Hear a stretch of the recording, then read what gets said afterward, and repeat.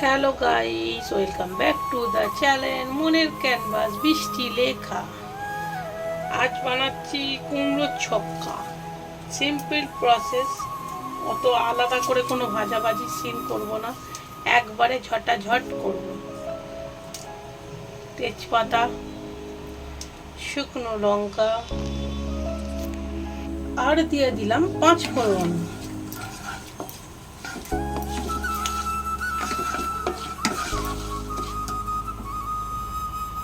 এইবারে আগে ভেজে নিই আলু। এটা তো আলুগুলো কাছে ভেজে নিই।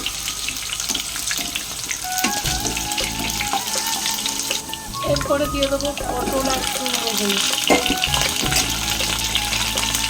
রাইস, এই দেখো পটল আর আলু দিয়ে দিয়েছি। আলু আর আরে বলো না, এটা পটল আর কুমড়ো দিয়ে দিলাম। এবারে লবণ দিলাম, লবণ দিয়ে ভালো করে ভেজে নিই।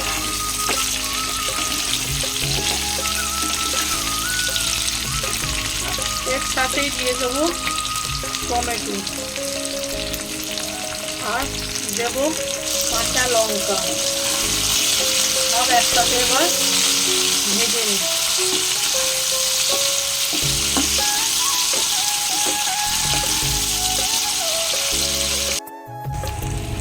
গাইস এখানে দিলাম আদা ঘষে দিয়েছি আর হলুদ গুঁড়ো, একটু কাশ্মীরি লঙ্কা গুঁড়ো। এবারে ভালো করে মিক্স করি। আর এখানে দিলাম ছোলাটা কিন্তু আমি সেদ্ধ করা আছে, তাহলে আমি ছোলাটাকে সেদ্ধ করে রেখেছিলাম।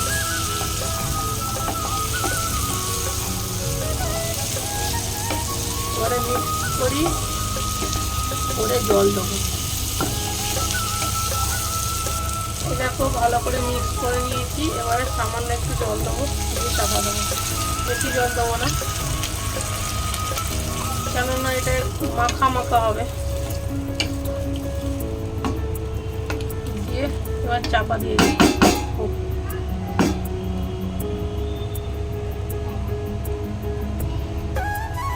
দিলাম। এবারে দিলাম গরম মশলা আর চিনি। নিরামিষ তরকারি একটু মিষ্টি মিষ্টি ভালো লাগে।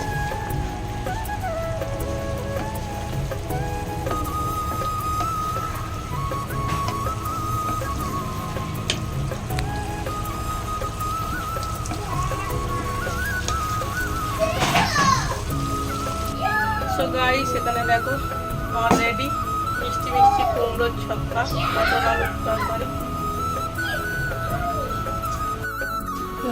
ধনে পাতা দিতে ভুলে গেছিলাম, আমার উপর থেকে ধনে পাতা ছড়িয়ে দিলাম। দুধটা এরকম বেশি তেলাস ভেজে নাও।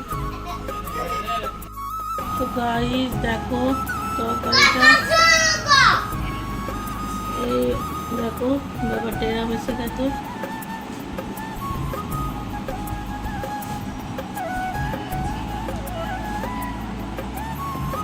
টাটা।